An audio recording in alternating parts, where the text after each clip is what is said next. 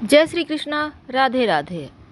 नवरात्र के दिनों में पूजा पाठ और व्रत के बहुत सारे नियमों को पालन किया जाता है। मान्यता है कि नवरात्रि के समय कुछ चीज़ें अगर घर लाई जाए तो माता रानी जरूर प्रसन्न होती हैं और भक्तों की सारी मनोकामनाएं पूर्ण कर देती है। वो चीज़ें कौन सी है जो जीवन में आनंद देती है, खुशियाँ देती है और माँ को सबसे ज़्यादा प्रिय है, माँ को प्रसन्न करती है। नवरात्र के पहले दिन कलश स्थापना की जाती है। ऐसे में इनके लिए कुछ विशेष सामग्रियों की आवश्यकता होती है।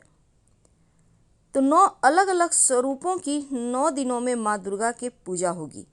माँ दुर्गा को सुख, समृद्धि और धन की देवी माना जाता है और नवरात्रि के समय माँ दुर्गा के विधि विधान से पूजा अर्चना की जाए तो भक्तों पर प्रसन्न होती हैं और उन पर खास कृपा भी बरसाती हैं।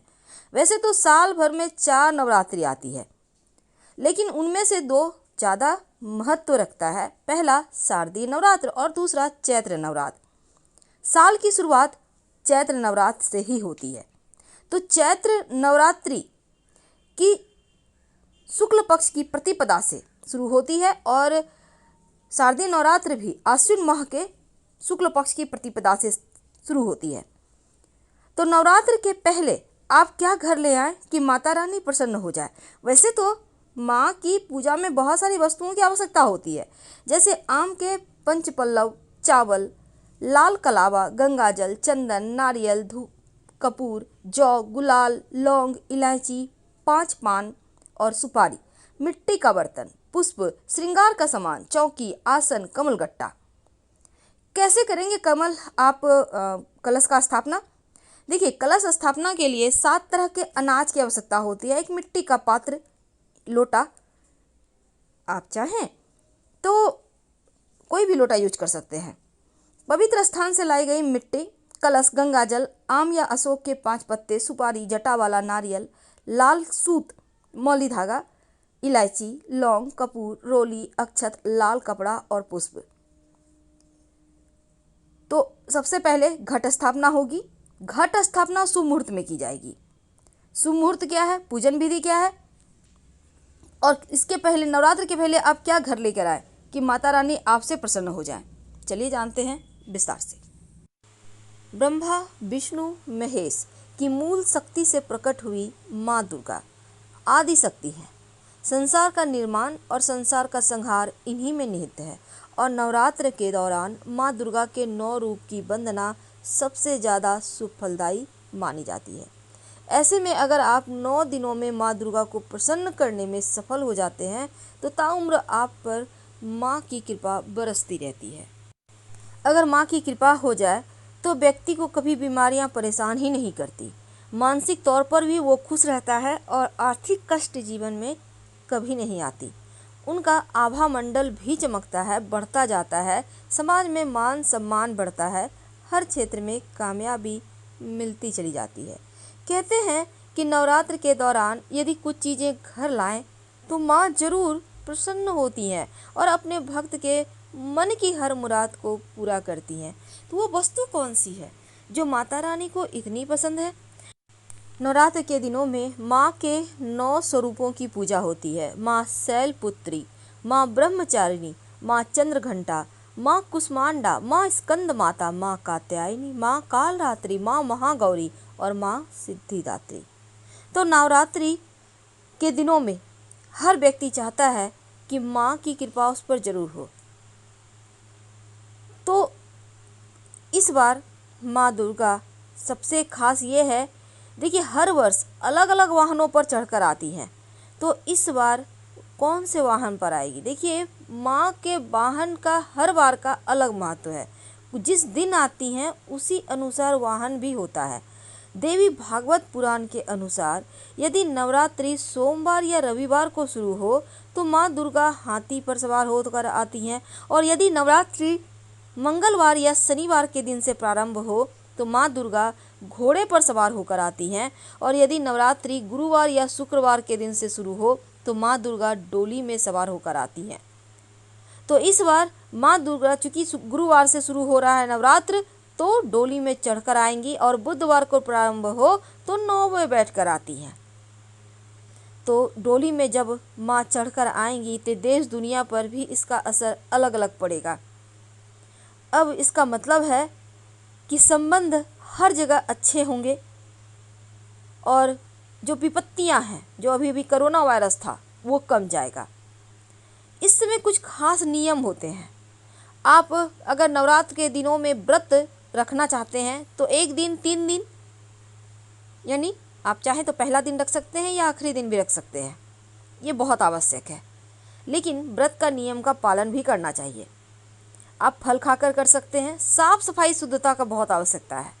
सेंधा नमक खा सकते हैं नवरात्र के व्रत में, और यूँ तो कोई भी रख सकता है, लेकिन जो प्रेग्नेंट महिलाएं हैं, मरीज हैं, डायबिटीज़ मरीज हैं, उनको नहीं रखना चाहिए।